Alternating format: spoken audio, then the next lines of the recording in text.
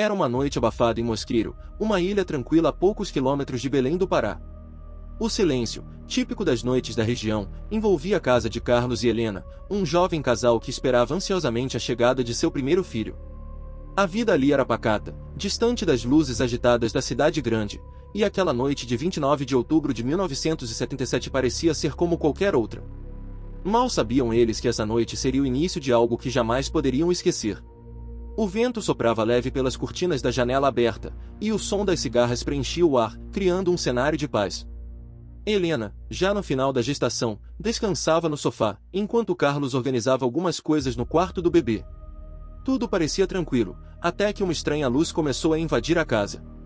Era um brilho verde, forte, que iluminava o ambiente como se o próprio ar estivesse carregado de energia. Carlos percebeu a luz pela fresta da porta e, intrigado, correu para a sala. Ali, no meio do cômodo, Helena estava paralisada. Seus olhos estavam vidrados, incapazes de desviar da janela, de onde vinha aquela luz misteriosa. Carlos tentou chamá-la, sacudi-la, mas ela parecia estar em transe, presa em uma força invisível que a mantinha imóvel. A luz se intensificou, e Carlos, desesperado, olhou pela janela para entender o que estava acontecendo. Suspenso no ar, flutuando de forma silenciosa, estava um objeto oval, metálico, com luzes verdes pulsando ao redor de sua estrutura. Não havia som de motores, nada que indicasse como aquele objeto podia estar ali, parado, desafiando as leis da física. O coração de Carlos disparou, e o medo tomou conta de seu corpo. A única coisa que passava por sua mente era proteger Helena e o bebê. Tentando manter a calma, ele correu até ela, mas foi então que as coisas pioraram. A luz verde, que antes parecia apenas hipnotizar Helena, agora parecia agir diretamente sobre seu corpo. As veias em seus braços e pescoço começaram a entumecer, escurecendo, como se algo dentro dela estivesse sendo alterado. Ela soltou um grito abafado, e seu corpo começou a tremer de forma violenta. Carlos, sem saber o que fazer, a segurou nos braços, tentando tirá-la dali. Mas a luz parecia estar em toda parte.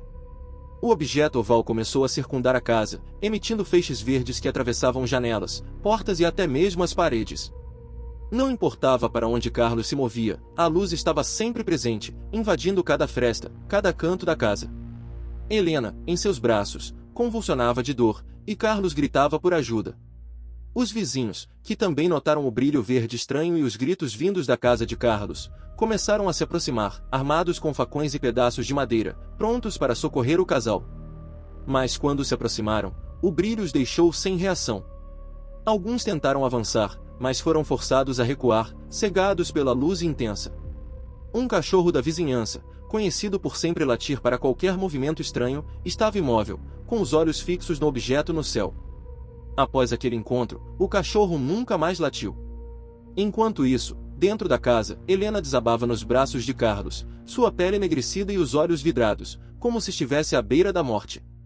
Carlos, já sem forças, correu com ela até a porta, tentando fugir daquele lugar. Quando finalmente conseguiu sair da casa, o objeto no céu começou a recuar, afastando-se lentamente. A luz diminuiu, até desaparecer por completo, deixando um silêncio sepulcral no ar. Carlos, ofegante e em pânico, foi levado junto com Helena para o hospital pelos vizinhos, mas ninguém sabia explicar o que havia acontecido. No hospital, os médicos ficaram perplexos.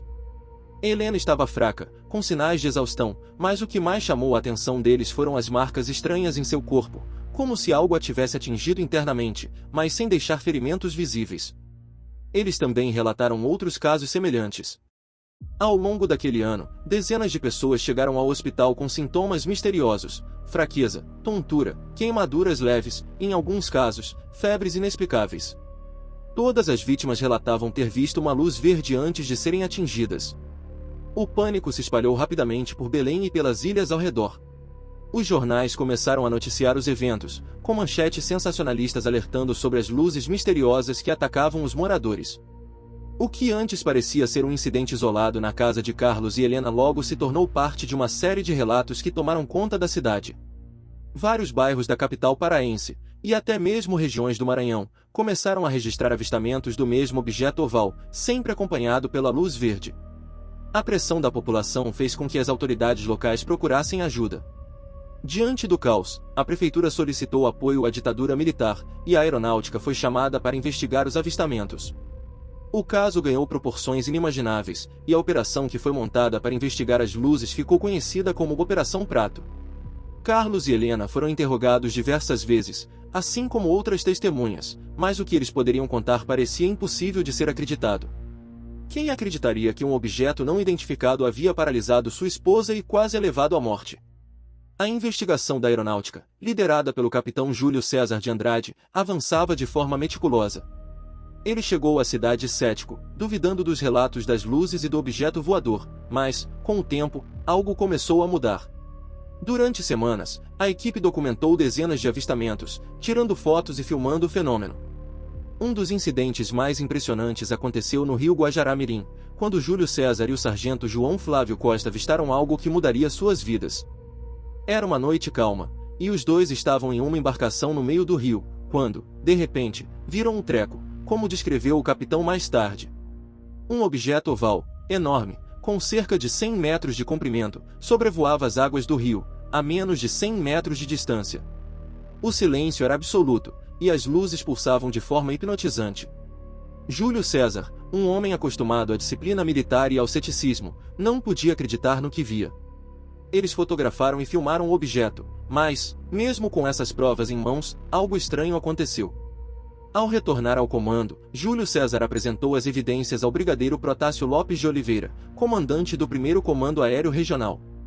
O que ele esperava era uma continuação da investigação, talvez até a revelação de uma verdade que muitos suspeitavam, que não estávamos sozinhos. No entanto, o brigadeiro tomou uma decisão inesperada. Mandou encerrar a Operação Prato imediatamente. Não houve explicações, e o caso foi arquivado. Os eventos de 1977, desde a experiência traumática de Carlos e Helena até a investigação da aeronáutica, permanecem cercados de mistério até hoje. Muitos ufólogos consideram o caso um dos mais importantes da história do Brasil, e as perguntas que ele deixou ainda ecoam nas mentes de todos que estiveram envolvidos. O que eram aquelas luzes? E por que a investigação foi encerrada de forma tão abrupta? Carlos e Helena, por sua vez, nunca mais foram os mesmos. Embora tenham sobrevivido àquela noite terrível, a experiência os marcou para sempre. Carlos costumava dizer que, depois daquela noite, sentia que algo dentro deles havia mudado, como se tivessem sido tocados por algo que não era deste mundo. E até hoje, nas noites mais escuras em Mosqueiro, os moradores ainda olham para o céu, temendo que aquela luz verde volte a aparecer.